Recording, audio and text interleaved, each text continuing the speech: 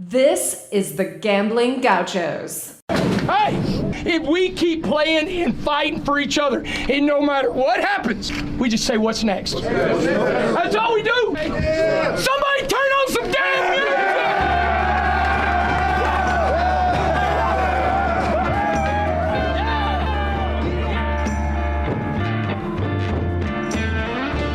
music! You're listening to the Gambling Gauchos.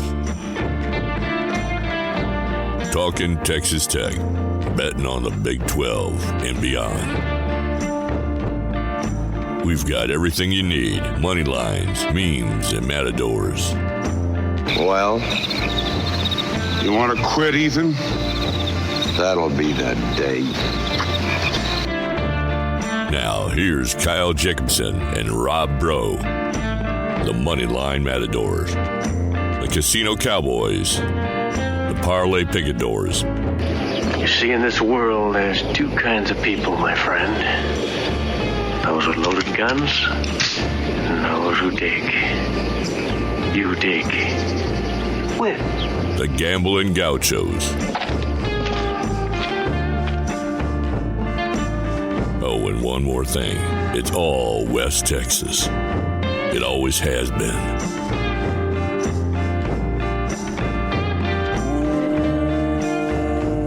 Welcome into the Gambling Gauchos. I'm Rob Burrow. He's Kyle Jacobson. He's back, baby. We're in the Cardinal Sports Center studio. If you need to gear up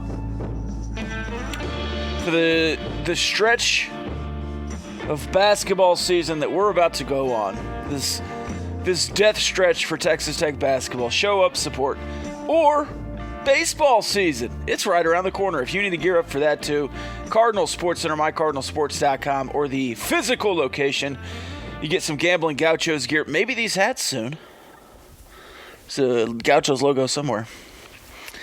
Otherwise, Texas Tech athletic gear. Some Little League baseball gear. Some basketball gear. Whatever you're doing, you can do it at Cardinal Sports Center. And we are here in the Cardinal Sports Center studios. Still need to get my hands on some of their throwback collection that they rolled out a couple weeks ago. Yes, the Vault, they called it. Yeah, good looking stuff there. As a big time level to bevel guy, as you know. Big time. That's what we need.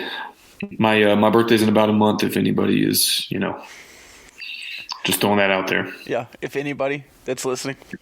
Anybody. Oh, we got some in the stream, not just me. I guess this will go out as a podcast too. Hey, we're on a couple of places if you're looking for us on podcast. Obviously, you can subscribe on Apple. Look for us there. Now, in a few weeks, let's just say you're looking for us on Apple, and we're not in the normal spot. Just keep looking. I'm not saying we'll change somewhere, but just in case. Just putting that out there. You know what I'm saying? Yeah, we're on Twitter and Instagram. Of course, we've got the Patreon community that's growing and growing. So if there ever were a change, we have different channels to notify people. And so we hope that you will follow us across some of those other channels just in case something happens here in the near future. Now, there may not be a change, and we'll always be on Apple, but you might need to find the new spot. All right, let's get into it. There's a ton to talk about. Right off the top, Kyle, we recap basketball in the midweek on a Twitter Spaces called the People's Postgame. So we're going to bury that Iowa State game. If you want to hear Iowa State commentary, go to Twitter and re-listen to that Spaces. I think in the future we'll start putting those up as podcast episodes. The people were demanding today in the Discord that we put those up as podcast episodes. But that Iowa State one can live on Twitter for all I care. So we will not talk a lot of Texas Tech basketball today. We will move on. I did just want to briefly comment on Mark Adams' postgame, though, if I can.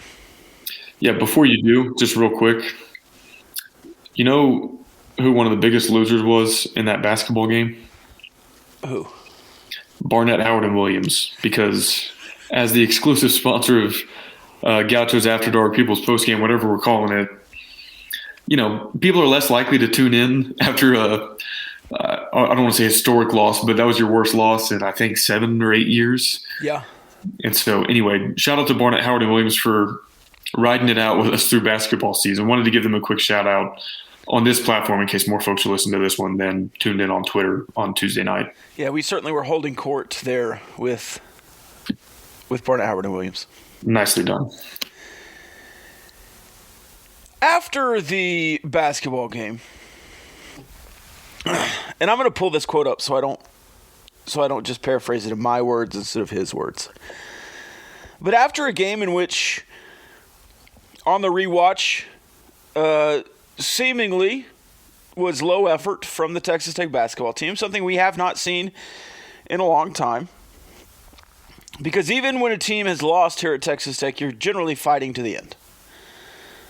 Would you say? Yes. And it didn't seem like there was much fight in that contest. So afterwards, and this is to Chris Level in the postgame, not quite in the press conference. This is Mark Adams. We look like we weren't even coached tonight. We talked about their two best shooters and how to find them and how to guard them. This is my fault, and we're going to make some changes. There's going to be a difference in this team. We're going to learn how to play the right way. I told this team 3 or 4 days ago that they've got to want to be coached. And you're going to have to put aside your own self-interests. These guys know what they need to do to put aside their own self-aspirations and play as a team. We aren't ever going to have this happen again. I can promise you that.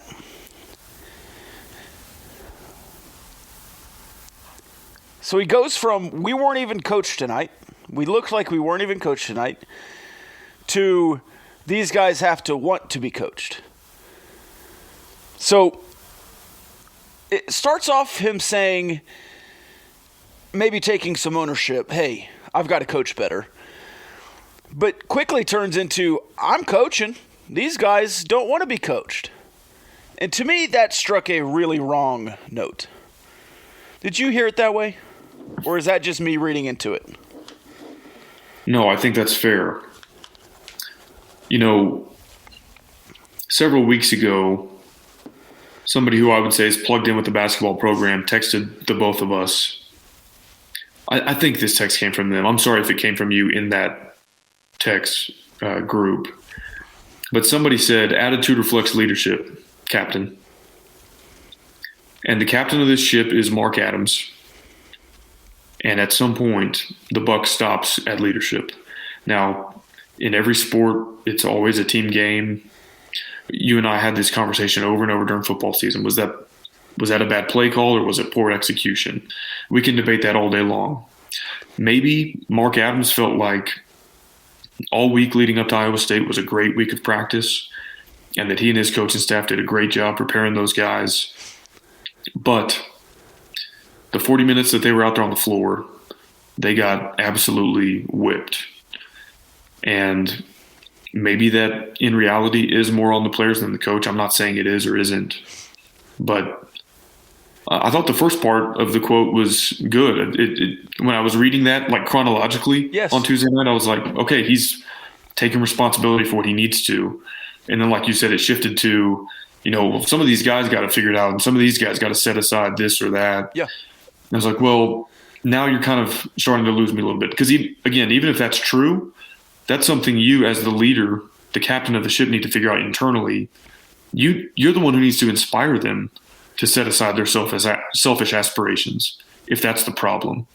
Like, if you're not doing that, then to me, you're not being a successful coach, a successful leader of these young men. And so, I had a good boss and mentor once teach me when I was younger. He's like, don't come to me with a problem. You can come tell me what the problem is, but then come to me with a solution. And that's kind of what I'd like, okay, Mark Adams, if that's the problem with your players, then come to us with the solution. Don't just throw it out there in the media availability. Like, go back to practice, tell them that's the issue, then find a solution to it. And maybe that's something that's been being discussed privately and it just has made it to the public eye now. But also to me, and again, we only get snapshots of what's going on behind the scenes. But now that Mark Adams has opened the door to the locker room and is calling his roster selfish, haven't we heard rumors and stories of Mark Adams being selfish all offseason? Yeah. I mean, at the very least, let's say that the perception of that is there. So it just struck me wrong. And look, I don't think every time the son of the head coach is on staff that it's a case of like nepotism, because there are qualified people who are like just happen to be in the family tree, you know. But like when you look at Iowa football and their offense, like, okay, they have the worst offense in the country, and the offensive coordinator happens to be the head coach's son. That's not a good look. Right. Again, even if he's the most qualified candidate and it's not really the offensive coordinator's fault that Iowa's offense was that bad, the optics are terrible. Texas Tech has been through this with its own basketball program. Bobby Knight to Pat Knight was not a smooth transition. It was not a good era of Tech basketball. And so I don't know what all is true about the dynamic of Luke Adams and the rest of the coaching staff. Again, the optics are not great. And so, yeah, when you talk about selfish aspirations, I think was the quote. It's like, okay, well, who was being most served by Luke Adams being hired on this staff? Was it you and your family, or was it the Texas Tech basketball program? And maybe there's a case to be made that for that role, Luke Adams was the most qualified person in the country for it, or at least like most qualified feasible candidate. But again, the mere optics of it are bad, and that's a problem in and of itself.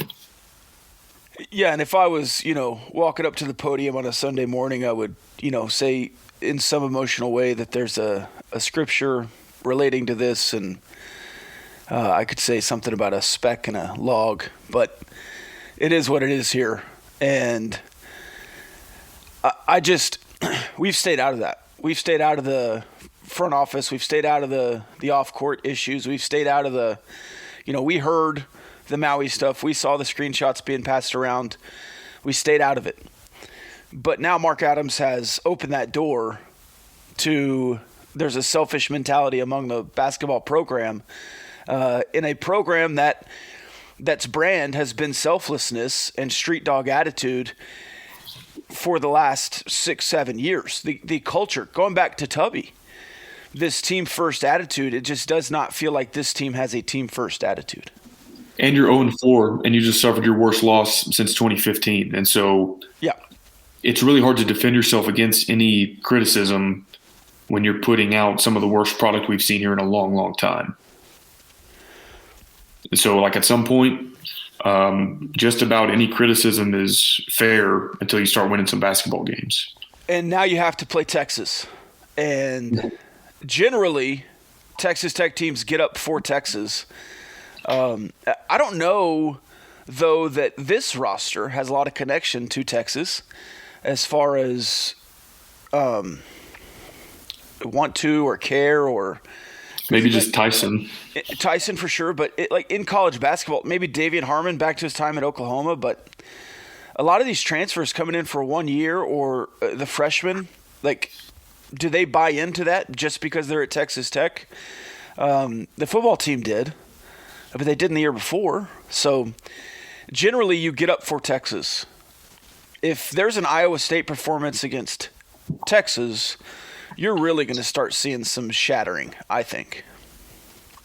Yeah, and I mean, I'm not gonna try to like persuade any fan on their opinion of the current state of affairs, but I think it's safe to say that there is a segment of the fan base that is far more optimistic than I am, probably than you are.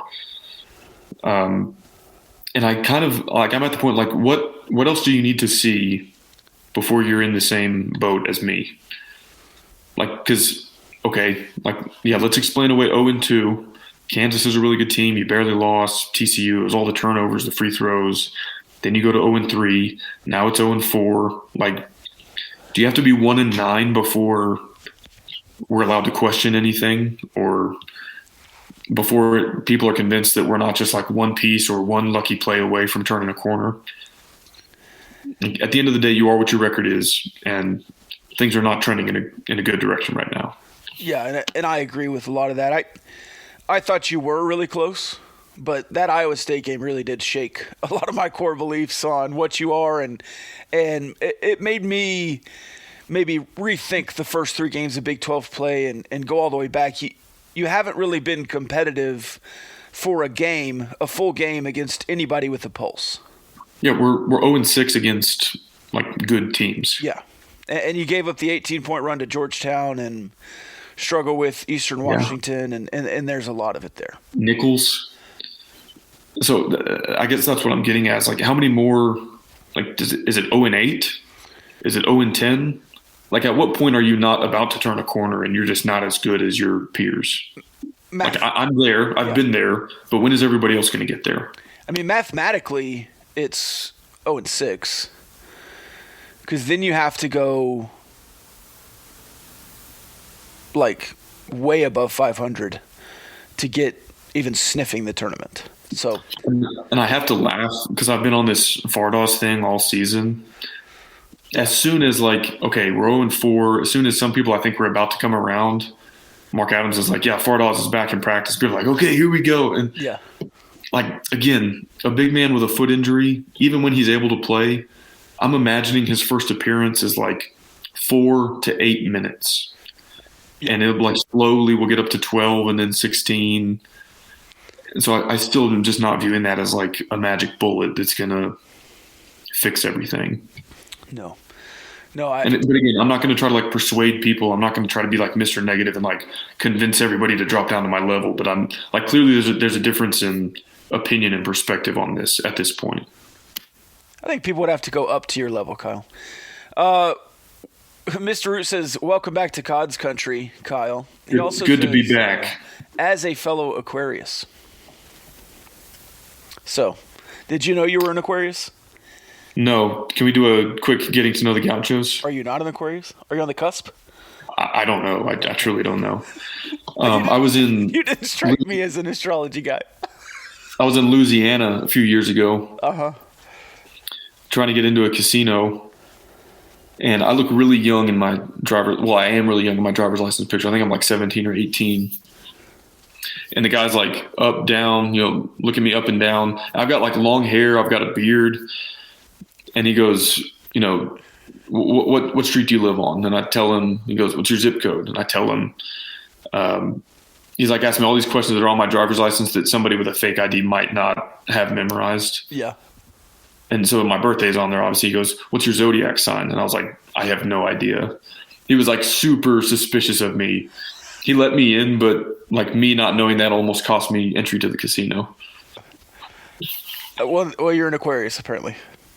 Cool. Is that good? I don't know. I know I'm a Taurus, and I know some of the things about being a Taurus, but I don't really subscribe to it. Yeah. All right, let's bury basketball for the week. We'll get back into it Sunday, obviously, in a recap role for that Texas game. Do you have any props you want to throw out for that Texas game? Is there something you want to see? If you could see one thing this weekend, besides a win, if you could see one thing this weekend that might turn some corners for you, what would that be? Maybe like a McConaughey "Bless the Mood" chant. Bless the mood. Come on, come on, CDC. I think just turnovers. I mean, that is such a basic part of the game. Like, it's a numbers game. You put up fewer shots when you turn the ball over. You give your opponent more shots. Empty possessions. It's like that should be a tangible. Like, you're not going to get way better at 3-point shooting overnight, but quit throwing the ball to the other team. I think a tough defensive performance would help me feel better. Like if you held Texas to 58, I think I would start to say, all right, well, maybe you're getting back into that defensive mindset and you're getting back to Mark Adams' ball. Twitter is going to be hilarious, assuming Texas wins. because their fans are already talking about Texas Tech. Oh, yeah. Which is hilarious after the last calendar year of like Super Bowl rent-free, all that stuff. Yeah. But they're finally about to beat Texas Tech in something, probably. And I'm sure they're going to let us have it, which, like, go for it. But right. They're going to act like very Super Bowl when they beat this 0-4 Texas Tech team, like for the first time in any sport, any major sport in the last year. Lux Wade says, assuming Texas wins, LOL, Texas absolutely will win. So lock in the Texas money line there from Chase. All right, let's move on from basketball. Hammer. Hit that subscribe button. If you're watching on YouTube, hit the like button. Let's move on to football. Do you want to start with Texas Tech? Do you want to start with Oklahoma State? Or do you want to start with the NFL? Because there's lots to talk about. Let's start in the NFL. Okay, good. Lighthearted. Davis Webb. Yes. Our dude. Dot in the back of the end zone. That is his perfect ball. That long ball that takes forever to get there and gives the receiver a great opportunity to catch it. That was pretty close to the game winner his freshman year against TCU. Yes. You remember that throw? I think it was to Marquez. I was like, yeah, we've seen that before. A Red Raider in the NFL. He didn't finish his career here for good reasons, like for both parties. He happened to have the greatest player to ever play the game coming up right behind him. Right. But yeah, he gets to start because the Giants' playoff seeding wasn't going to be affected one way or the other. And I put in the Discord, I was like, Davis Webb plus 16.5 might be like borderline lock of the century territory. Yeah. And I was sweating it for a little bit. But those last two drives, he trucks a dude to get into the end zone. That was awesome. Yes. And then he throws that dot in the back of the end zone. They didn't win, but they covered. And so that was cool to see, I thought. And there's a lot of talk of Davis Webb and how bright he is. And I'm sure he can play backup quarterback for as long as he wants because he's a real value in the locker room. I'm fairly certain I'm not making this up, but there was an article several years ago about how much the Bills staff loved Davis Webb. And he did all of the evaluations on the opposing quarterback and offense and wide receivers and would give the book to the cornerbacks, and then would do all the evaluations on the opposing defensive backs and give that to the receivers and quarterbacks. I think they tried to hire him, right? The Bills as the quarterbacks coach. Tried to get him to retire.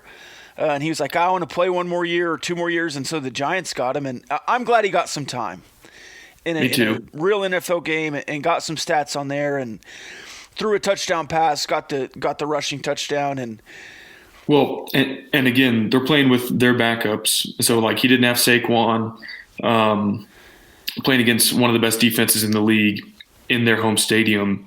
And, the stat line wasn't pretty, at least till the very end. I don't think he only completed about 55%, 60% of his passes. But all in all, for a guy coming off the bench in that spot, I thought he played well. I was excited for him, and it was fun to watch. And I remember even back when he was playing here under Cliff, there was some article, I don't remember if it was in the Lubbock AJ or where, but him saying he wanted to coach someday and wanted to coach at Texas Tech someday if Cliff wasn't here anymore. And so I think that's always just kind of been in his blood. So I hope he plays as long as he wants to, as long as he can, but I think he'll have a really good coaching career after that too. And I don't know if that's in the NFL or back in college or whatever level he wants to be at. I'm sure he'll be there. Just a small side note. One of my favorite bits in the NFL this year has been every time Kenny Galladay makes a catch and somebody tweets out, he's 74 catches away from his bonus. There was another bonus issue. I don't remember who it was, but somebody got a full sack and was going to get $500,000, and then they backtracked it to a half a sack, and he missed his. I think it was Justin Houston. That's brutal. There in Baltimore. So, all right. NFL playoffs. Do you have any comments, concerns about the Minnesota Vikings? I am very concerned about the Dallas Cowboys. We can talk about that Sunday, but because they play on Monday. Also, Monday playoff games are stupid. Yeah, I agree. Play them on Saturday and Sunday. You have 3 Saturday, 3 Sunday. You did it forever. Why change?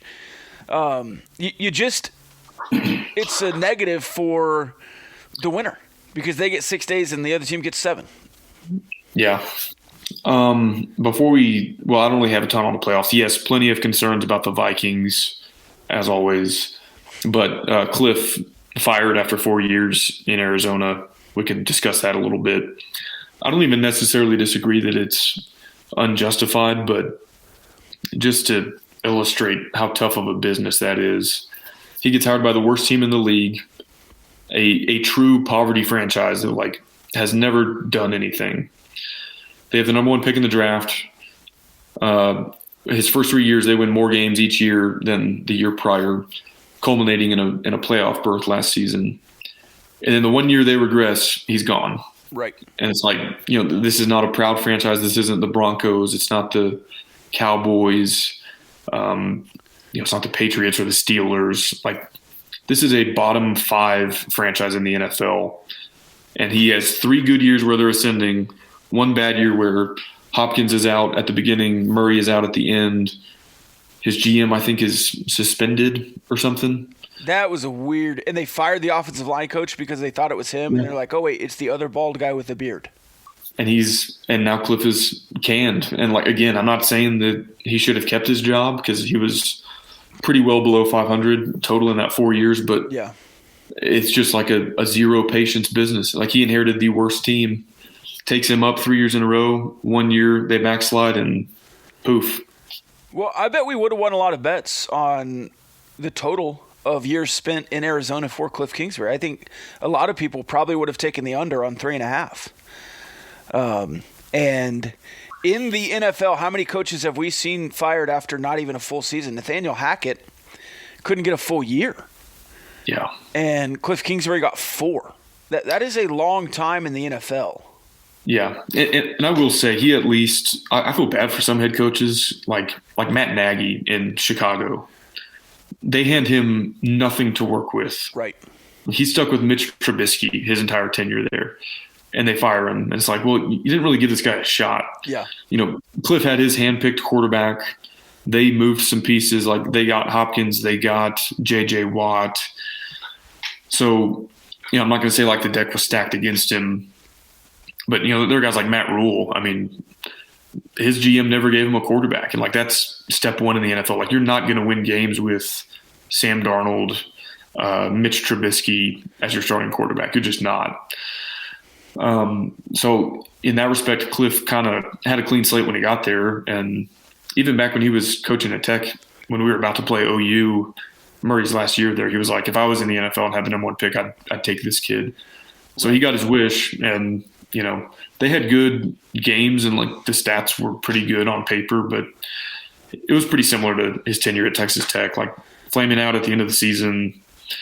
Offense is way better than the defense. And then this year, even the offense wasn't very good. So anyway, I'll be curious to see what he does next, if anything. As soon as he got fired, rumors abounding in the NFL, but even rumors abounding in the college game. TCU fans today losing an offensive coordinator. He goes to Clemson, which allegedly Dabo tried to hire or could have hired Zach Kittley last year. Maybe made a small run at him and then just hired in-house. Got his guy in Garrett Riley this year after 1 year with the other guy. Interesting move. But before we get into the college game just too fast, where does Cliff coach next year?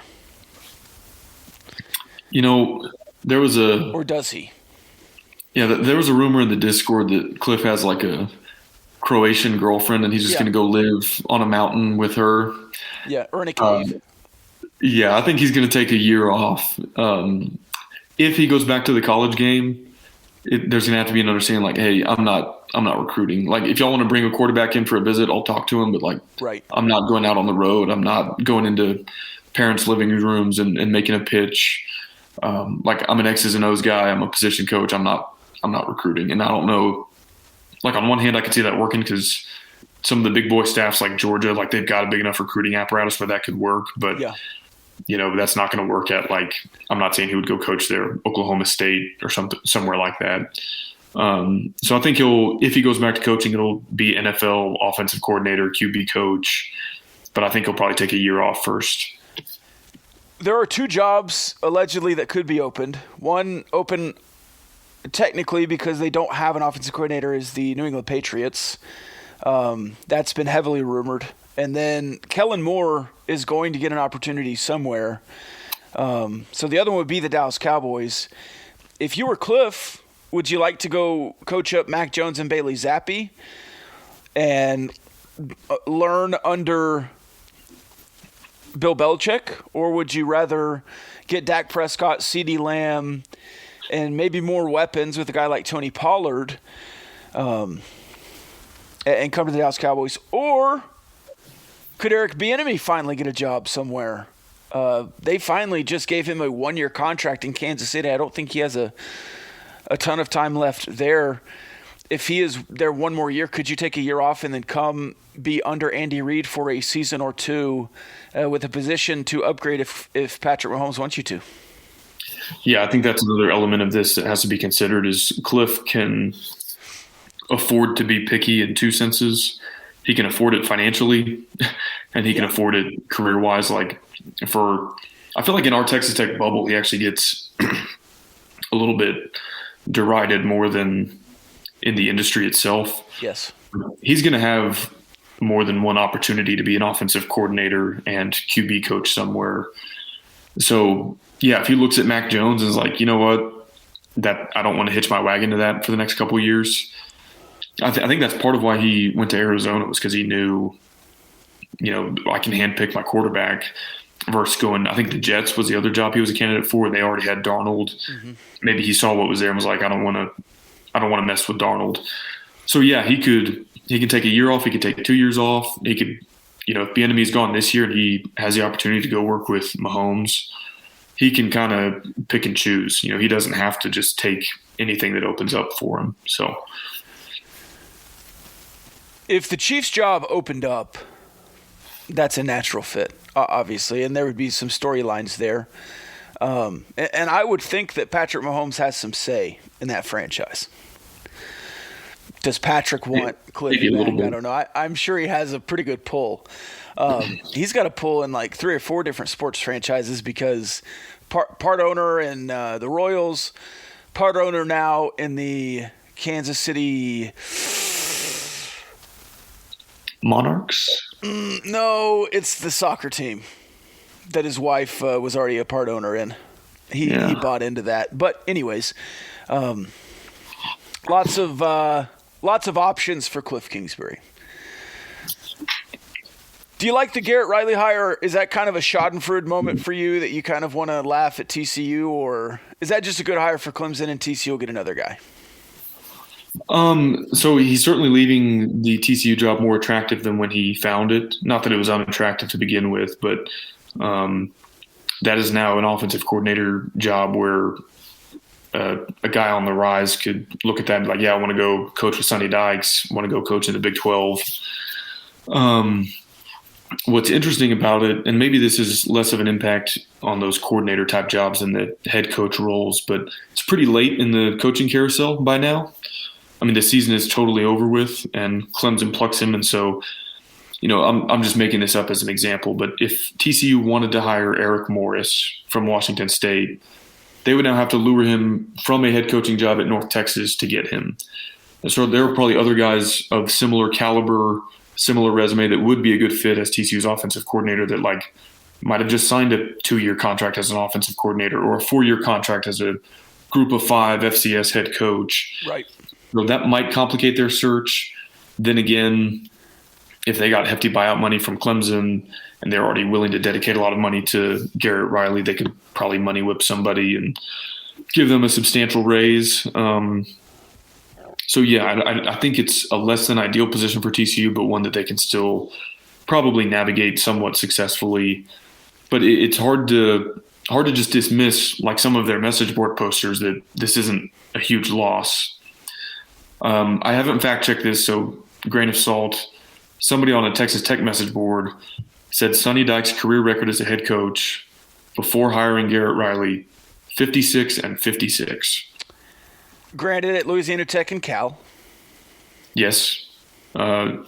Important context there. Two tough jobs. But it's pretty noticeable drop off from where his SMU and TCU seasons have been. Yeah. I'm not ascribing all of that to Garrett Riley, but let's say a decent chunk of that is due to Garrett Riley. Like that's a big loss. And so to see TCU fans be like, oh, well, actually we might be better off because the play calling was bad down the stretch. Like, no, you're not better off losing the National Broyles Award winner, like the guy who's literally the best in the country at being a coordinator. Right. You're not better off without him. Like, I'm sorry, you're just not. And again, you can hire somebody successful, somebody qualified, but the spin on that was just like ridiculous. And that's just a few message board fans. Like, I haven't really seen that very widespread, but all that to say, I do think it's a significant loss for them. Yeah, and especially when you're in a position, right? You just went to the playoffs. It's not like, and maybe it is. Maybe you only scored 7 points in the national championship game, and Garrett Riley said, let's pull an Emmett Jones quote and say, I want to win championships, and Clemson is a place I can win championships, and TCU's not. Maybe that's an opportunity for him. Wasn't Garrett Riley playing or coaching in the national championship game this year? That's what I'm saying. Like, yeah, right? Like, what's the benefit of going to Clemson? I don't think that's a lateral move per se, because I do think that Clemson is still Clemson and have been for 10 years. But that's a tough loss, in my opinion, a coordinator to go to another coordinator role after you just played in the national championship and they weren't even in the playoff. I mean, it's why we all thought Beard wouldn't leave, right? We're like, he's proven he can get there. He can win a national championship at Texas Tech. Why would he go somewhere else to do it? Another interesting sentiment I've seen, and this is not an original thought of mine. I saw somebody else post this, but it made me think. Everybody who's had a chance to leave TCU this offseason is leaving. Garrett Riley, our good friend Brian Carrington, the Cactus guy who was their head of recruiting, he takes a, let's call it, lateral move to Arizona State. Max Duggan had another year of eligibility. Yeah.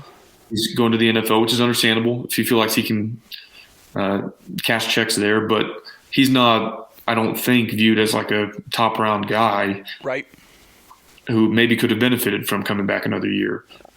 And I'm not insinuating at all that like TCU is secretly a dumpster fire and everybody's like rats jumping off the ship, but it kind of makes me wonder if the people even internally believe that what they did this year can be sustained, or if they kind of are understanding, I'm going to sell my stock while it's at its ceiling and go to Clemson, go to the NFL, go to Arizona State under a brand new staff. It's not crazy to say that there might be a scenario where those people thought that is a peak TCU opportunity and it would not get better. And their backup quarterback, Sam Jackson, who, because Chandler Morris didn't play all year, might have had a shot to win that job. He said, I don't even want to go through spring ball. I'm just going to go to Cal. So just another one that kind of makes you wonder. Yeah, and SMU and TCU kind of SMU for sure being a haven for transfer quarterbacks to come in and be competitive. Is that Garrett Riley or is that Sonny Dykes? So you also have to just kind of look and see, do you stay with the same offense? Do you try to get a Garrett Riley guy? Do you go hire, I don't know, do you give an opportunity to Seth Dagey as a coordinator for the first time? Spavital, do you try to go get Graham Harrell? Are you trying to stay in that vein, or are you going to kind of go off the board? I have not seen candidates yet for TCU besides just local guys talking about it. Right. Yeah, I'll be curious to see who fills that spot. I don't think it'll be Cliff Kingsbury. Yeah, the note, no, not Cliff Kingsbury. The note there is that Carrington got a position coach job, so that was a move up a little bit. All right, let's move on to Oklahoma State. Derek Mason today quitting, going on sabbatical in his Oh, man. One more note on TCU. Rumor that Seth Luttrell is being a candidate for TCU. That would be interesting. I think that'd be a good hire. When's the last time he was an offensive coordinator? North Carolina, right before going to UNT, I think. So 2015? Long time ago. Is that right? 2015, 2016? Maybe not quite that far back. But he was at UNT for, what, 6 seasons? I think so, yeah. So, okay, maybe like 2016, 2017, somewhere around there. But, yeah, it's been a while. TCU offensive coordinator Matt Wells, also in the chat. So Derek Mason quitting. You have as a 1-year defensive coordinator. He's been in football for 30 years consecutive, and that's what he said in his little piece. And says, "Hey, I'm not gonna come back at the end of this contract." The contract I think was for another year, but apparently he's leaving now. So that note didn't make sense to me. I think they ended his contract early, and it was kind of a way to fire you without firing you. But apparently he's going to take a year off, a sabbatical. Hey, Rob. Yeah. Come on, we're talking about people's families here. Oh, sorry. I don't want to hurt Derek Mason's family. I'm sure he listens to this podcast, but Mike Gundy, I'm sure, wouldn't want us to be talking about this. No. You have a quarterback who is your starter for 4 years leaving and liking tweets about fans being mad that they didn't fire the offensive coordinator. You have 16 scholarship transfers out of the program. 2, I think, that went to OU. 1 in Trace Ford that went to OU. 4 that stayed in the state of Oklahoma. A lot of them going to other Power 5 programs. To finish off eligibility or to have several years outside of Oklahoma State. Is it fair to say that Oklahoma State has maybe moved past West Virginia as the biggest kind of what the hell's going on down there kind of program in the Big 12? Possibly. I mean, before this past season, we did a series, every Big 12 team, kind of like a 5-year snapshot. And we said, like, given this 5-year snapshot, do you want to buy stock, sell stock, or hold stock? And you and I think we're both sellers of Oklahoma State because we're like, you got 1 more year with Spencer Sanders. Gundy's been there a long, long time, and it's hard to sustain success for even 10 years, but 15 plus. And they've been at their historic ceiling for like a decade plus now. But I did not imagine this drastically, this quickly. But yeah, they look like a dumpster fire. Their offensive coordinator seemed like a bigger problem to me than their defensive coordinator, who was allegedly like a Jim Knowles disciple. They were going to run the same style of defense, be just as successful after Jim Knowles left. I don't think they were like terrible defensively, but they certainly weren't where they were in 2021. Right. So this was surprising. Yeah, just the way it was like they didn't outright fire him. He didn't leave for another job.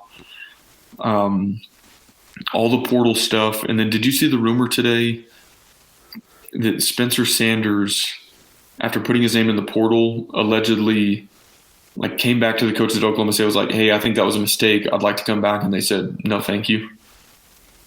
Yeah. I don't know if that's real or not, but it's not unbelievable based on everything else that's going on there. No, and it's not unbelievable based on Mike Gundy's comments, about the portal. Yeah. And if your representatives tell us that you don't want to be here, you don't want to be here, and I'm not going to try to recruit you back. Yeah. But they have Alan Bowman now, so.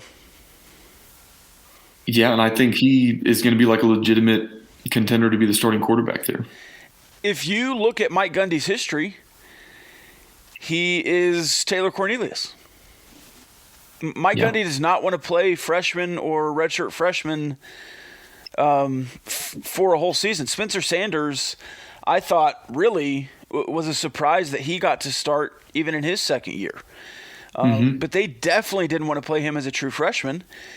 And the Rangel kid that is there right now, and I think there's another kid maybe that's coming, they don't want to play those young guys. So, in my opinion, Alan Bowman is the starting quarterback at Oklahoma State until I see otherwise week 1 next year. Yeah, and look, I'm not going to sit here and try to like dog Bowman, but and maybe he's developed in the last couple of years at Michigan, but he left Texas Tech as a guy who was often injured. Yeah. And even when healthy or mostly healthy, could not definitively beat out Henry Colombi as a starting quarterback on a really bad team or a team with a bad record. So do I think he is going to go to Oklahoma State and win 9 games? No, I think probably he's going to be near the bottom tier of Big 12 quarterbacks next season. And it might not be a remarkable bunch. I mean, like Hunter Deckers, Blake Shapen, they left some stuff to be desired this year. But I'm not putting Alan Bowman like above either of those guys or Garrett Green at West Virginia. You know, there's some uncertainty, I guess, at places like Kansas State but I don't know. I don't see that as being – it's a good opportunity for Bowman to be a starter at a Power 5 program in a conference where he's familiar, but I don't think he's going to be like this great addition for them that makes him a whole lot better.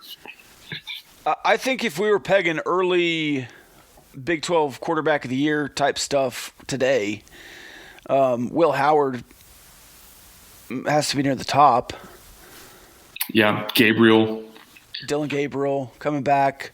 I think Shuck would be a trendy pick. Yeah, I think so. And Jalen Daniels, of course. And then Jalen Daniels.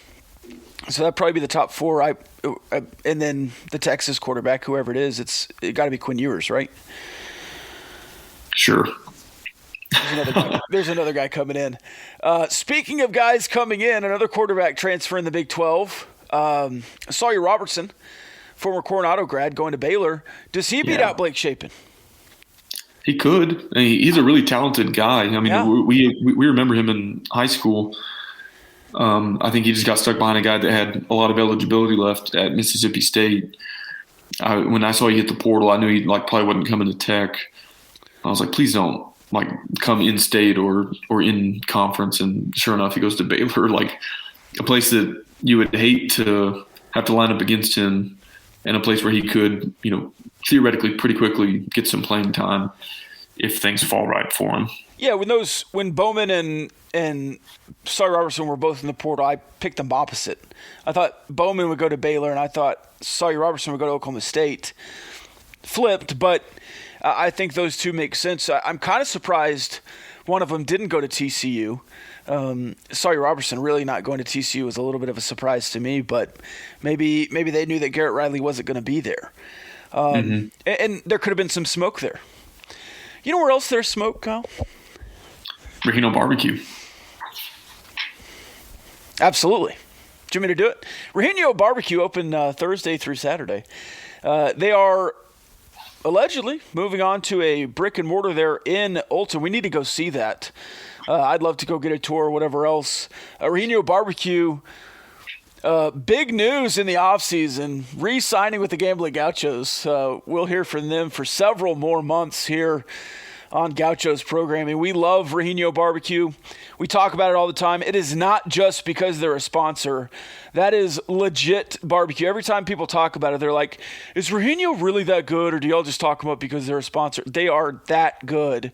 And every time somebody tries them, they're like, all right, you guys aren't just blowing smoke. That is legitimate barbecue. Burn-ins, my favorite thing there, but it's all good. The green chili cream corn is another one of my favorites. Order online before 9 a.m. to guarantee you get it. Go pick it up there in Olton, or follow them around on their food truck. They will still have a trailer that goes around West Texas and beyond, really, in the last couple of months. So you can still check them out. Follow them on Instagram, Regino BBQ, or online, ReginoBarbecue.com, BBQ.com. Okay, Texas Tech had its own departures this week. Let's start at the top. A couple guys in the portal, but first let's talk Emmett Jones, a situation that was quickly resolved with the hiring of Juice Johnson. Quickly? Yeah. Emmett Jones goes to OU. It's the second time he's I was going to say left Texas Tech, but I think the first time he was like not retained Right. by Wells. So I thought that was interesting. OU is of course the bigger brand. Maybe he got a huge pay increase. I was a little bit surprised by it though. I'm certainly not under the illusion that a program like Tech can't get poached by a program like OU, but he seemed to really like it here. You would think position coaches, looking for job stability, would want to hitch their wagon to a guy like McGuire on the rise than a guy who just had the worst season OU has had in a quarter century. But that's his decision. That's him and his family's in their best interest, I guess. And so he moves on, and good recruiter, well-liked guy here at Texas Tech. And so I think fans were bummed about it. But I think within the same day, this week is kind of a blur. You pluck Juice Johnson from Baylor, another guy who's highly thought of, and kind of seems to me that all is well that ends well. Yeah, and I had to deal with a lot of this live on the Raiderland and the Rob Bro Show, KCAM.com. But it just... Guys like that are somewhat easily replaceable. And I agree. I mean, Emmett Jones's quote, there you are. Well, that was weird. I was about to have to start trying to speak for you, which I try to avoid doing. When I lost you, you were talking about not ever freaking out over a position coach. Yeah. And, man, that was a weird thing that just happened. People on the radio were freaking out at you. Yeah, people were freaking out on the radio, and it doesn't make sense to me, especially just the track record that Joey McGuire's on right now. And something I said on Twitter that people kind of got a hold of and didn't like, or at least just very few people, I said that it's a good thing that people like Oklahoma are trying to poach your staff. You're in a good position if people want to come take your position coaches to fix their problems. And there's some blowback on that, but I wholeheartedly believe that. If you have a staff for 4 or 5 years and nobody wants them, nobody wants your running backs coach, nobody wants your offensive line coach, nobody's coming to get your guys, you don't have a good staff. That's the nature of college football. People are trying to improve theirs by getting good staffs. So I think you're in a good position, right? And then you go get somebody else's good staff. And that's what happened. But people freaking out before the whole process plays out just does not make sense to me. Again, I'm a big picture guy, and the big picture is you went from having a lot of guys with Dallas ties to adding a guy with a Houston tie that you didn't really have on staff. And I think Juice Johnson is a really good addition to this staff. He played wide receiver at Houston, who's now a Big 12 school, and he's going to be coaching wide receivers in the Big 12. And I don't think you have to play the position to coach the position, but I think it's a positive. Yeah, I think all that is well said. The freak out would make more sense if it was a coordinator or obviously a head coach.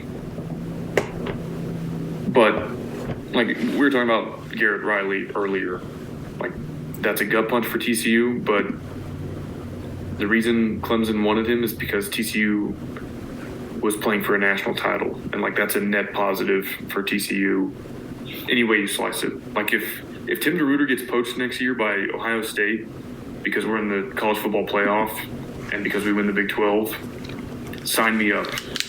And yeah, that would suck to lose him, but by then you can hire another good defensive coordinator. So it is a good thing that blue blood type programs want guys from your staff, and Joey has relationships, connections with other position coaches, analysts, coordinators that I trust that he can successfully fill those positions. And I think he did with this hire of Juice Johnson from Baylor. Last thing I'll say, this staff does not need help recruiting high school in the state of Texas. That's why you hired Joey McGuire. That's why Kenny Perry is here, James Blanchard. Like, I'm not saying there's like a point of diminishing returns there, but I do think your staff can be overly duplicative in a certain skill set. Like Cliff had no recruiters; it was all X's and O's guys. We had Emmett Jones. Yeah. So like from an individual position coach, I don't necessarily need a great recruiter on this staff. We have great recruiters. I need a developer. I need an X's and O's guys. Like if you're the passing game coordinator, like then theoretically you're tasked with helping the offensive coordinator scheme some stuff. And like we need you to take talented freshman receivers and develop them into not just talent but like productive sophomore, junior receivers. So I'm not panicked about it. I'm not trying to cope. Like I liked Emmett Jones. I thought he was a good wide receivers coach, but I also don't think you took a huge step back with this transition either. I'm not worried about it. No, and the other freak out was that you were going to lose a bunch of recruits and wide receivers on the roster. This is going to sound harsh and callous. Who cares? You'll get more. I guarantee you will have a full wide receivers room when you line up next year. Well, and to that point, the guy that everybody was worried about was Jaron Bradley. And I guess let me preface this by saying there will be more portal movement across the country after spring practice when guys go through spring ball and then they realize they're not where they want to be on the 2 deep. Mm-hmm. But I might be reading too much into this. Trey Cleveland's announced departure to me bodes well for Jaron Bradley staying because Trey Cleveland is a guy who, with the emergence of Jaron Bradley, with the addition of Dre McCray, who we've heard is going to play on the outside, Loic Fungi played a great bowl game. Then you've got other guys, J.J. Sparkman at that outside receiver spot. You kind of figured at least one guy at that position is going to look at the rotation and say, I'm not getting the snaps I want, and look for greener pastures. I don't think a guy like Trey Cleveland or a guy like J.J. Sparkman would leave if they thought Jaron Bradley wasn't going to be on the roster next season. So to me, that's a little bit of a signal that Jaron Bradley's good, he's all in, and I like Trey Cleveland a lot too. He certainly had some flashes this season, but it's a numbers game, and I get why some guys would want to move on if they're not getting the snaps they want, and so I understand his decision. Yeah, and I understood his a lot more. I was surprised it took 2-3 weeks for a wide receiver to enter the portal. The one I was a little more surprised on was Sincere Massey, who was a Cedar Hill kid and committed the night that Joey McGuire was hired there with Jalen Peoples. So, but again, Harvey Dyson, I think. Yeah, the 3. Now, I want depth in the trenches, and I don't expect. There were some comments today. Well, he hadn't produced. He's a true freshman. He wasn't expected to. Joseph Adedire was a surprise that he produced, especially in the trenches on the offensive and defensive lines. I don't ever expect to see any kind of freshman playing. Unless you come in with like a 5-star by your name, I just don't expect to see early returns at those 2 position groups. So, a little interesting. There was some thought processes on why he left. And again, there will be a full defensive line room when you return for the spring. I'm not necessarily concerned with either of those guys choosing to leave, and I wish them the best. Yeah. And there's always the meme on Twitter, like, when a guy leaves your school, it's because they processed them and you wish them well, but when somebody leaves another school, there's a dumpster fire. And we've already talked about Oklahoma State. If you look at Oklahoma State transfers and Texas Tech transfers and you don't see a difference, you're not paying attention, right?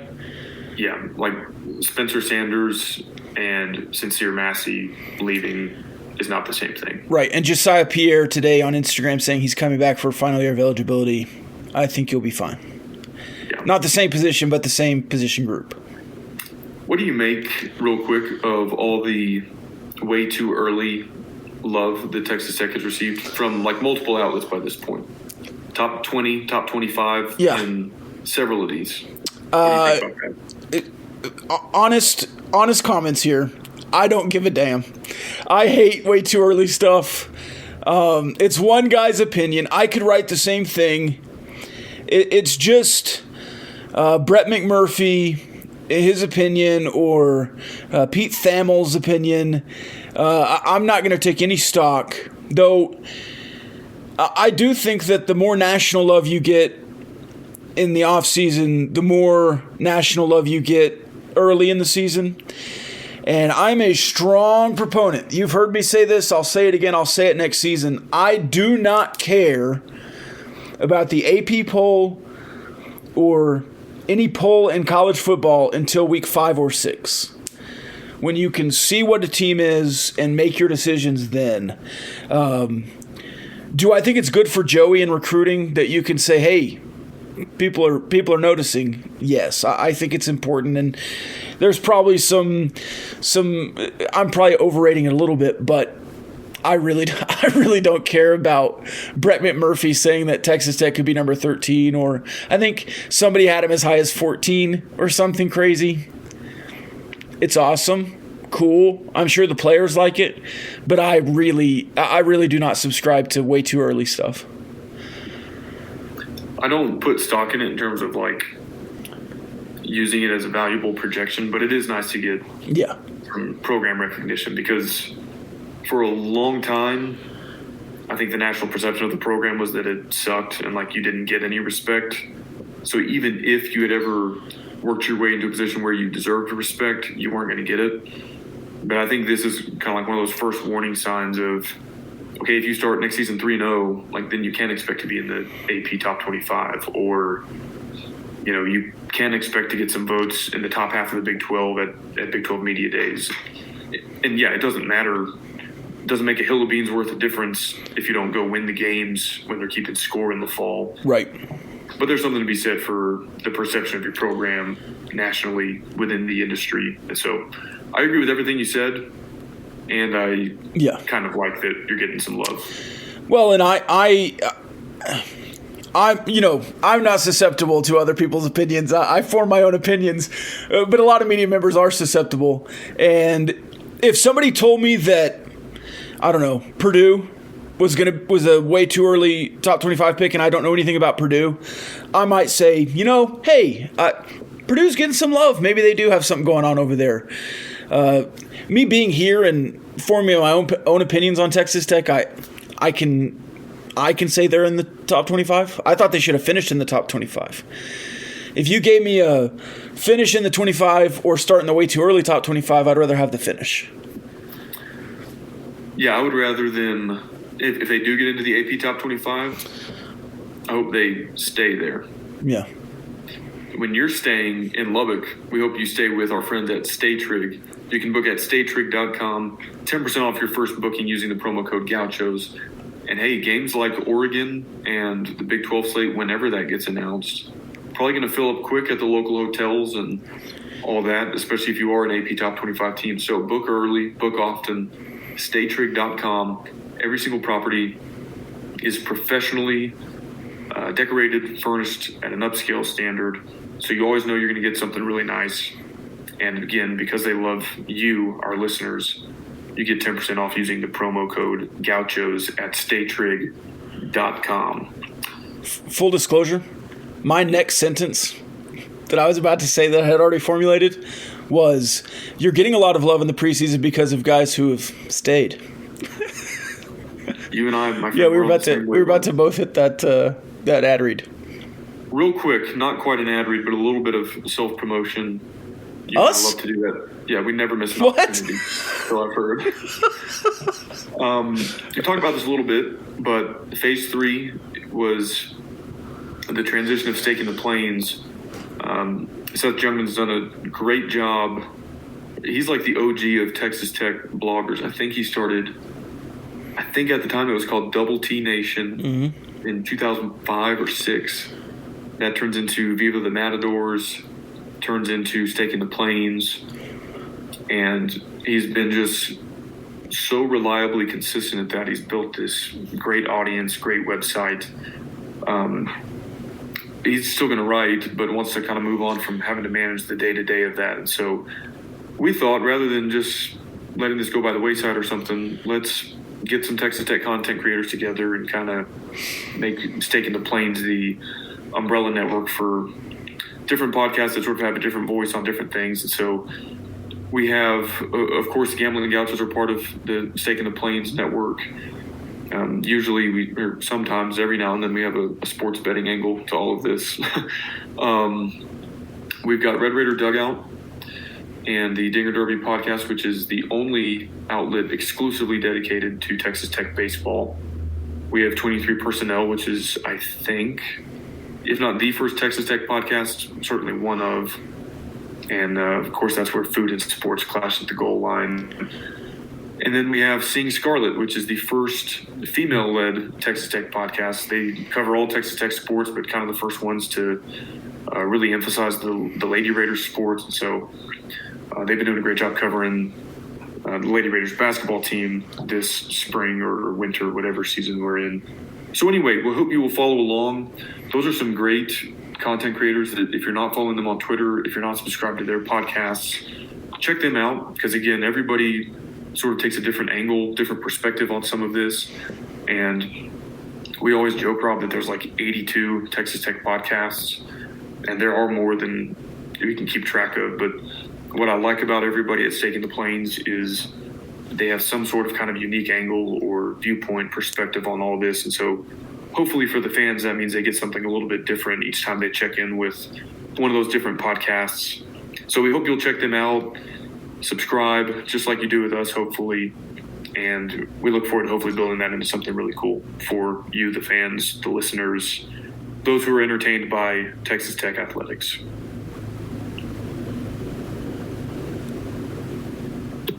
Very exciting stuff. And again, as I said at the top of the show, I don't know where exactly we'll be soon. So be sure to follow all those podcasts and us on social media, and we'll try to get there. And if you want to join and support Stake in the Plains, you can do so. Patreon.com/GamblingGauchos, and also join the Discord. All of these Stake in the Plains contributors are in the Discord. You can ask anybody a question there. As we move into our Discord mailbag, the Diversified Lenders Discord mailbag.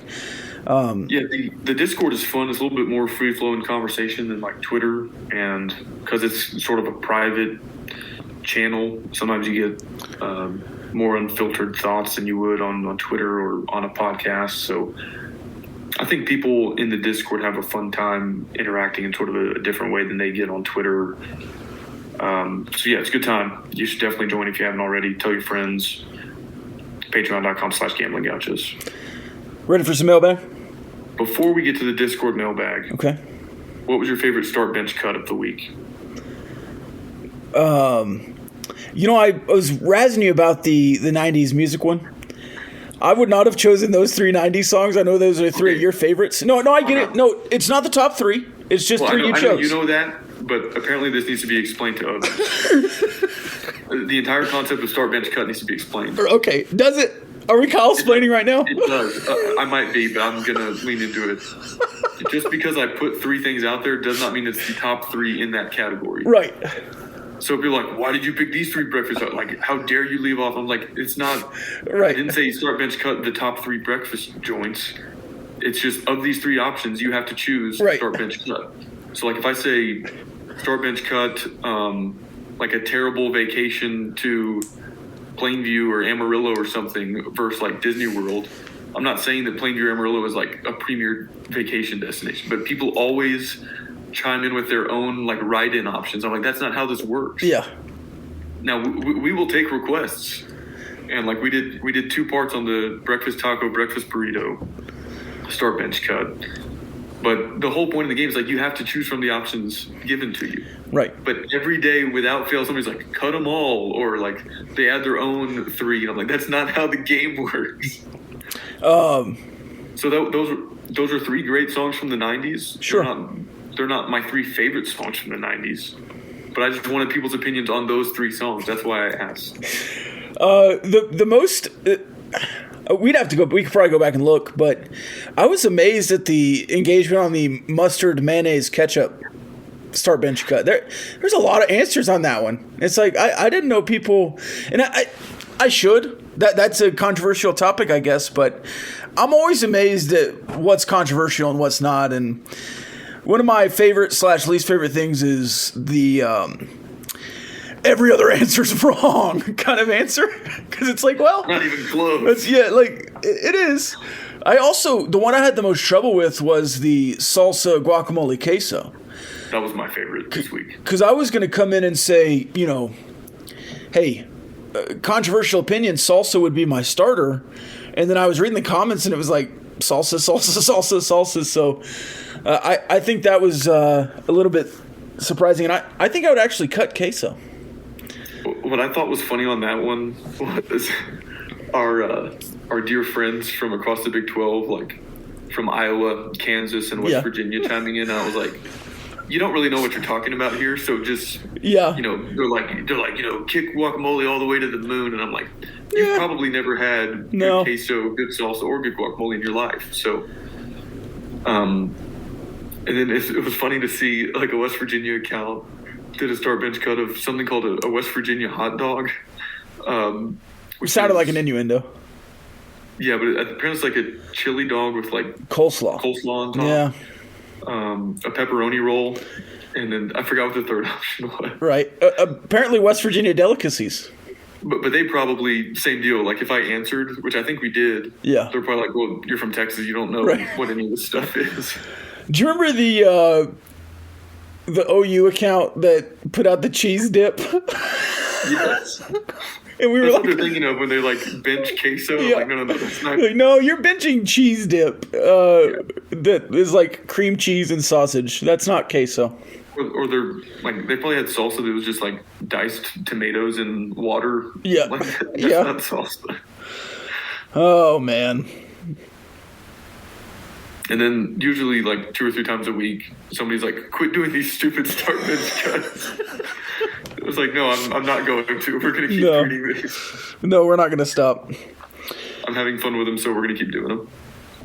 All right. There are several start bench cuts in the Discord mailbag, so we can keep the bit going. Out of every quarterback... Hey, real quick, I've derailed you so many times. I don't think I laughed harder this week than when Briggsy answered one by just saying, start this, bench that, and he left off cut, and then you responded with spreads. Oh, it's so funny. I love that you care that I don't put the third option on there. Oh, man. All right. Out of every quarterback to play college football, who is the most Texas Tech quarterback that didn't play at Texas Tech? Yeah, I answered this in the Discord. I think it's Case Keenum because it's air raid. He's from West Texas. Yeah. Played for Cliff. Abilene guy. Yeah. Did making the national title game actually hurt TCU's recruiting compared to if they lost by 3 to Michigan? I wondered that. I legitimately did because it is outstanding visibility for TCU to play in the national championship game. But I do think there is a point of diminishing returns when you're losing by 60 points in front of all these people that you're visible to. I don't think the trade-off was the Big 12 winning a playoff game was supposed to speak to the fact that like we can be just as competitive as the Big 10, the ACC, whoever. But then when you turn around and lose the way they did, it kind of undoes that, fairly or not, because they still beat Michigan. But yeah, I think it was apparent on the broadcast, it was apparent on Twitter, like the perception of the Big 12 was not great after that. And they can still claim scoreboard over every other Big 12 school that didn't win a playoff game this year, didn't win a New Year's Six game. Right. That was a tough way to end it. It's worth wondering, like, would they have just been better off making the playoff and showing that they can be just as competitive as Michigan, not quite winning, before losing by, was it 58 to Georgia? 57? What was it, 65 to 7? Yeah, or 62 to 7. Whatever it was. Whatever it was. A lot to a little. Well, in 6 months when people are like, oh, remember when you got hammered by Georgia? It's like, at least we made the national championship game. It's like, well, can you really say that now? I kind of took it off the table. Yeah, I see both sides because they did make the national championship. They did. And I would rather be, 11-1 and get beat by 70 in the national championship game than win the Texas Bowl. Yeah? Probably. I've always wondered too, and I don't think I'll ever be able to answer it unless it happens to Tech, but the absolute – so TCU, that was not a heartbreaker by any stretch. The national championship loss in basketball to Virginia was a heartbreaker. Yeah. I don't know which would be worse, to get the doors blown off you or to lose in like the most heartbreaking fashion possible. Yeah. And I still don't know. I've waffled back and forth on it because like you have that sense of regret about the Virginia game and right. what could have been. Like one play, you're one play away. TCU there's no like what if scenario. They were 82 plays away. Yeah, and they got humiliated. Right. And so I don't know. Like they'll never have to live with that. Like we were right there, but we don't have to live with being embarrassed on the national stage. Start bench cut, losing by 1 in a national championship game in overtime, getting beat by 60, or not making it. I think in the order you mentioned. Yeah, I think so too. Because, like, okay, we're fans because we want to be entertained and have fun. On the whole, for the season, certainly not Monday night, but for the whole season, do you think TCU fans probably had more fun and enjoyed their season more than Tech fans? Yes. Me too. Yeah. And so, as much as, like, I do not want to lose by 50 in the national championship, I'll take that over never getting there. And, you know, best season ever, to not walk away with the Big 12 title, to not walk away with the national championship, and to just kind of get to boast the Fiesta Bowl. I mean, that's pretty tough. Yeah. How many points would Texas Tech have scored against Georgia this weekend? More than 7? Yeah, I would take the over on 7.5. Of course, I think if they played that game 10 times, you're probably going to have more than 7. I'd be worried for Shuck if he called his own number 22 times against Georgia. Yeah. Well, I don't think he would have. Does playoff expansion happen sooner because of the beatdown? I think it's going to happen when it's going to happen. I think you're still going to have one more year of the 4-team. How many more years does McGavick milk the same Mahomes commercial? Is Mahomes going to be 43 in the twilight of his career doing icy hot commercials, and McGavick still plays the one of him working out and driving the 2017 Titan? I mean, I would. Yeah, if you're a business in Lubbock and you've got a connection to Mahomes, why would you not milk it for all you can?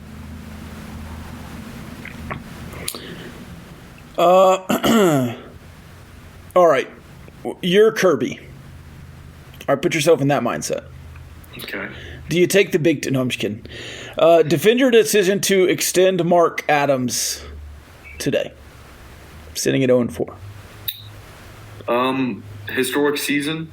We've never had a first-year head coach reach the Sweet 16 before, and we felt like the extension was partly what he earned in his first season and also a commitment to continuing to build on that in the future. And with the success we had last year, we wanted to demonstrate that we want to maintain that continuously for years to come, is what I would say. Yeah. Even though I think that's right. Crap. Are there truth to the rumors that the Gambling Gauchos are buying Joyland? I think we can unequivocally say that there are no rumors to that effect. I think it's more likely this week than it was last week. True. I mean, staking the Plains World would be pretty cool. Yeah. Are you a theme park guy? Yeah. Start bench cut Schlitterbahn, Six Flags, and Universal. I don't think I've been to Universal. Disney World, whatever you say. I just said Universal because they're coming to Frisco. Man. And you're a DFW guy now.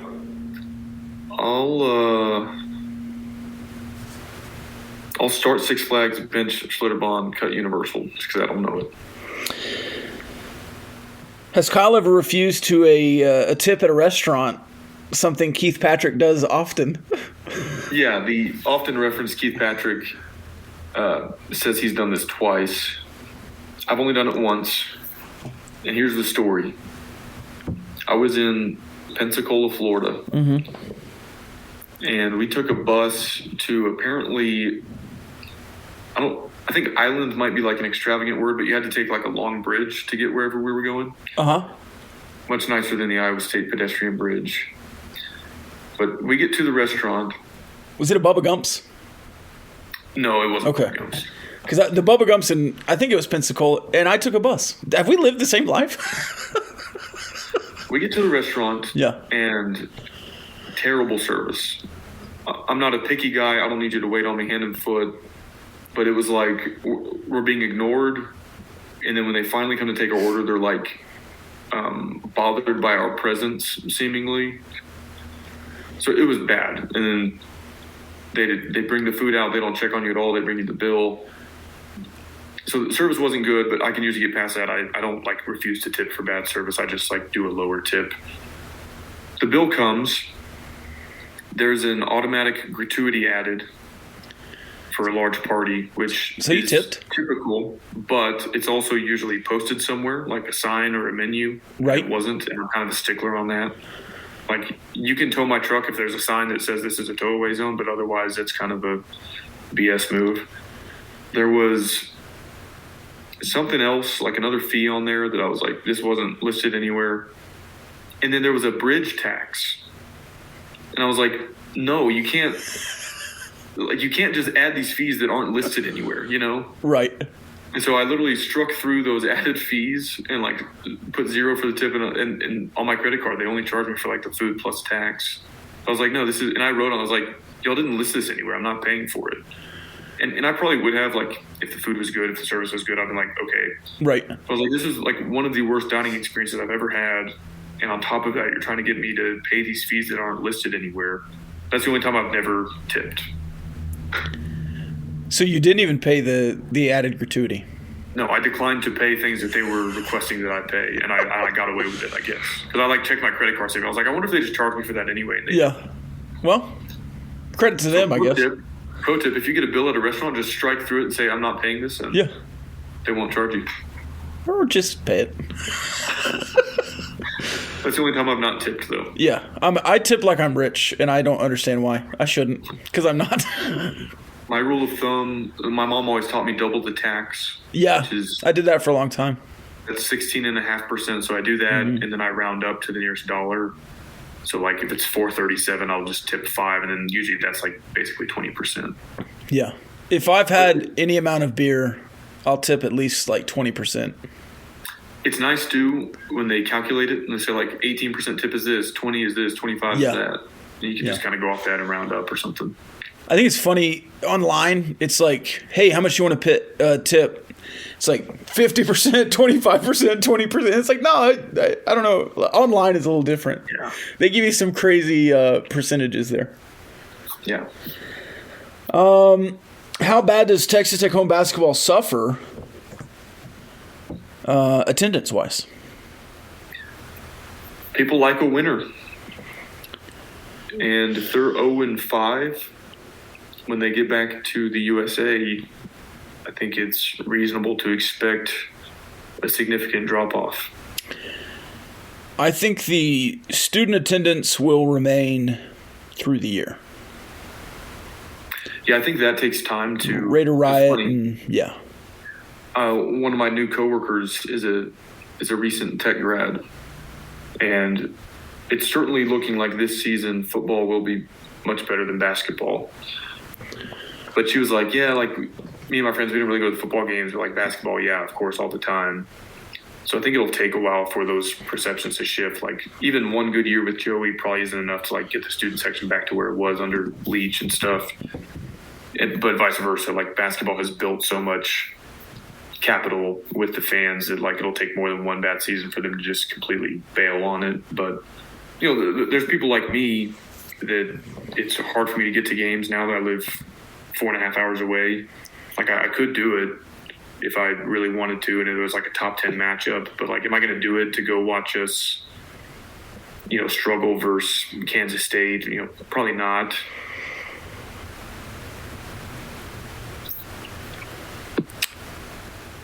I'll be interested to see. Yeah, and they're already putting out special packages, 2-game packages, or whatever else, which they haven't done, I don't think, in the last couple of years. Yeah. Is Baylor Texas Tech's little brother? I heard a couple comments that Oklahoma was big brothering us by stealing Emmett Jones. And then not even 24 hours later, you big brother Baylor by the same logic and take away Juice Johnson. So, I mean, does that track? Baylor is hanging on by a single thread, and that single thread was the head-to-head matchup this season. Uh-huh. Literally, if that goes the other way, they have nothing on you. Yeah. Like, and I don't even think that's a credible argument because I've explained this before that head-to-head is a tiebreaker, and you're not tied with the team that is 6-7 and loses to a service academy in the bowl game. I respect the troops. I respect the troops, but that's just a fact. They lost to a service academy in the bowl game. But yeah, you've out-recruited them. At TCU's home stadium. Yeah, in negative 12 degrees. You've out-recruited them. You took their coaches. You took their recruiting staff that, mattered. They still have good recruiters there. Yeah. Aaron Hunt. But, getting Blanchard from them was huge. And, yeah, the fact that you're just like, hey, we need a wide receivers coach. Why don't we just go pluck Baylor's is, pretty baller move, in my opinion. Yeah, and gave him assistant head coach and passing game coordinator and elevated him. In honor of Juice Johnson, start bench cut, orange juice, apple juice, grape juice. Let me start apple. Same. Bench, orange, cut, grape. Same. Pulp, no pulp. No pulp. I'm a medium pulp guy. I also would cut all for cherry juice. Cherry juice? Big fan. The tart cherry juice helps with inflammation. You get the no sugar added, and it's not as sugary as the other juices. That almost sounded like an ad read segue. The Cherry Bundy Tart Cherry, brought to you by... which picador gives the worst bets? Anybody who fades Steven Stevens. Hell yeah. What are the Gauchos' go-to bourbons? Do you have a go-to bourbon? No. Me neither. I don't really do alcohol, and so... Yeah, same. Yeah, I've never actually had a bourbon. Especially not before, a bowl game. Right. But no, I'm in all seriousness, I'm not a big liquor or mixed drink guy. So I usually just kind of whatever they're serving is fine with me. But no, I don't have. I'm not a cultured enough person to be like, oh, that's a good whiskey or that's a good tequila. Right. And so I don't really have a preference. I don't know. I don't know bourbon, whiskey. I don't know the differences. I like Wild Turkey 101. I like the Wild Turkey 101 rye. It's really good. Bullet's good. I wouldn't say I had a go-to, though. My go-to is whatever they bring me when I order it at the restaurant. Yeah. Start bench cut, sweet Stromboli, savory Stromboli, or Stromboli Volcano. I don't know what a Stromboli Volcano is. I don't either. I would start savory, though. What were the other Stromboli options? I was so caught off guard by the volcano. Sweet savory. Start savory, bench volcano, just because I'm curious. Yeah. Cut sweet. No free ads, but the beef one, I don't know, is it Philly cheesesteak or Italian, whatever it is, at Double Dave's? It's my favorite Stromboli. Never mind. I'm not going to get into the Discord. If you want to get into the Discord, there's literally a volcano named Stromboli.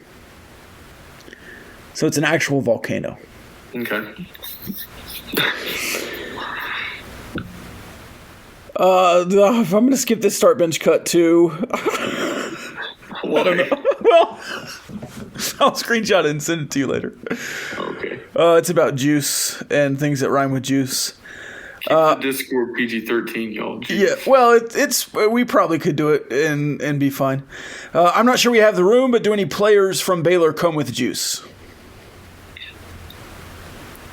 No, I don't think you have room. I mean, unless... Well, you might at wide receiver and defensive line now that two are leaving, but... Yeah, I was thinking mostly at wide receiver because it might be strange if he brought like an inside linebacker or a left tackle with him. If he wants to, right. Great. Now, he's a running backs coach at Baylor, which I don't think you really have room for Richard Reese, but I wouldn't say no to him. Hey, never apologize for a start bench cut. Yeah. Over under Tech. It's almost midnight. Texas Tech men's basketball wins 0.5 of their next 3 games.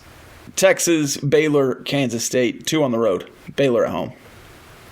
They'll get one of those. So over. Baylor?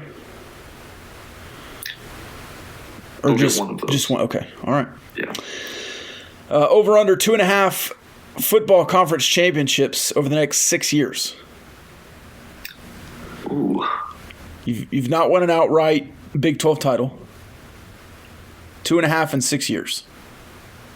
I'll go a snug under only because the conference is about to get bigger. You have to play with 14 teams for at least a year and then 12 teams. So it's easier, obviously, to win a 10-team conference. But I do think Joey will get at least one. Yeah, I would take the under too. Over under will mods gain control. It's not over under. Of all the controversial topics that the Gambling Gauchos cover, did you expect breakfast tacos to undo all your cred? I mean, kind of. Do you want to speak to that? Opinionated about that, and for as much as I get a reputation as a guy who likes to argue and debate and all that, I don't care if you want to call it a taco or a burrito. Other people get really up in arms about it, and I just... When you wrote that, I mean, you knew, right? I did taco for one, burrito for the other, and both times people tried to correct me. And I'm like, okay, call it whatever you want. I don't care. How much copium are the frogs huffing tonight? This is in response to the Garrett Riley move. I mean, any of them saying that they're better off without him, they're coping and capping. A couple of more here. Do Brussels sprouts have the highest ceiling, lowest floor of vegetables? I wouldn't know. I don't eat Brussels sprouts. Ever? Nope.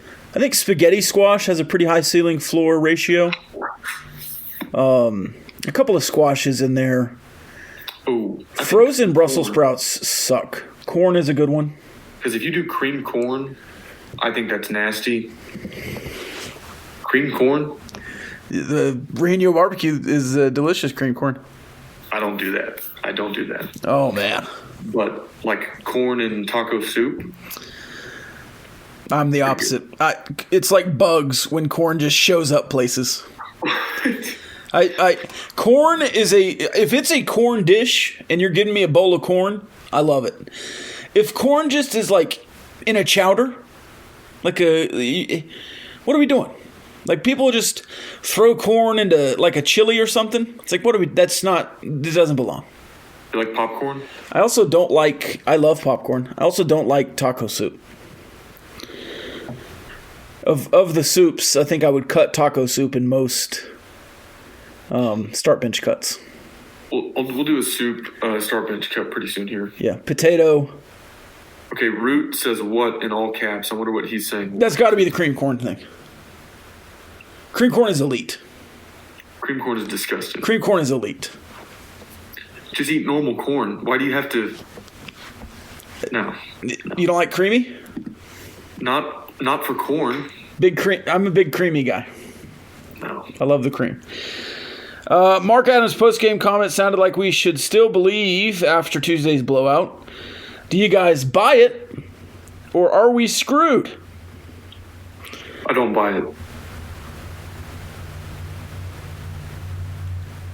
I would not be surprised, one way or the other, if this team wins 10 of the next 12 or loses 10 of the next 12. And that's hedging and whatever else, but One way or the other, it's going to happen. I think it will be a extreme, though. I don't think you'll go 500 over the next 10. No. I think you'll either go on a real run or be what you have been.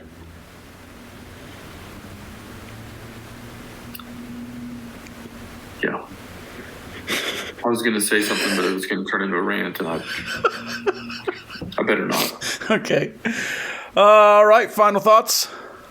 So I'm trying to put a corn start bench cut together. I've got creamed corn, corn on the cob. Should I just do corn off the cob? Is there a different kind of corn I should put on here? You could put elote. Street corn. Too obvious. What do you mean, too obvious?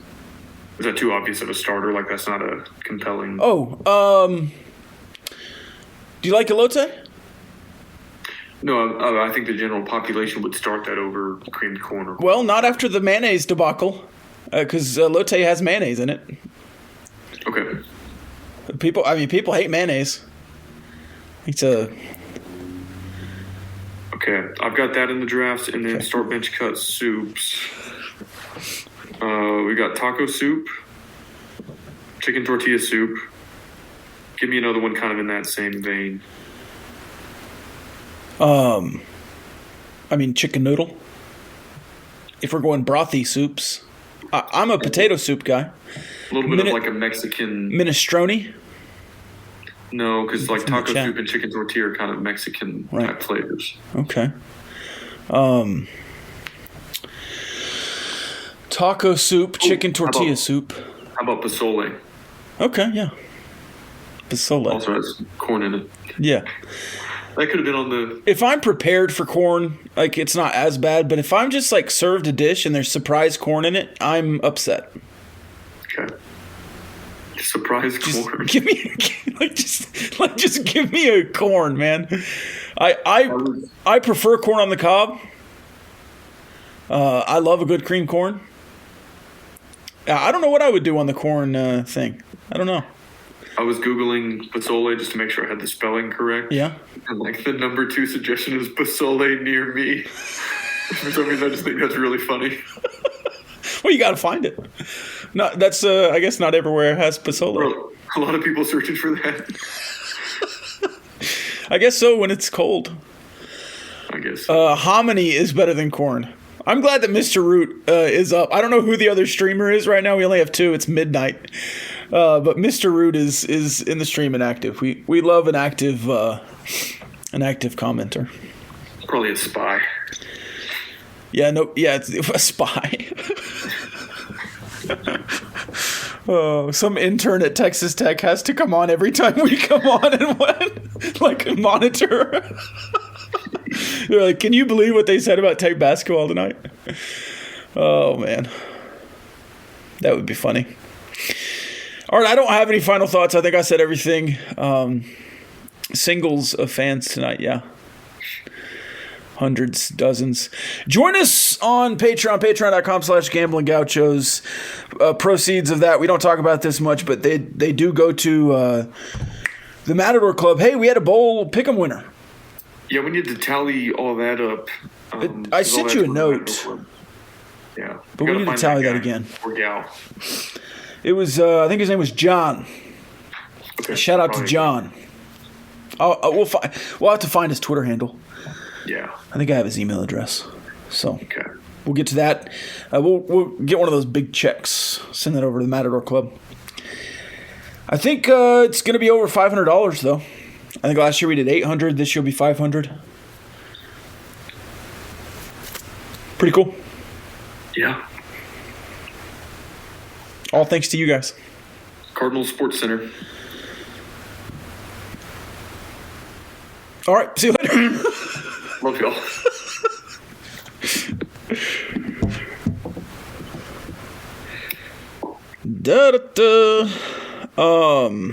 Let me go stop this other recording.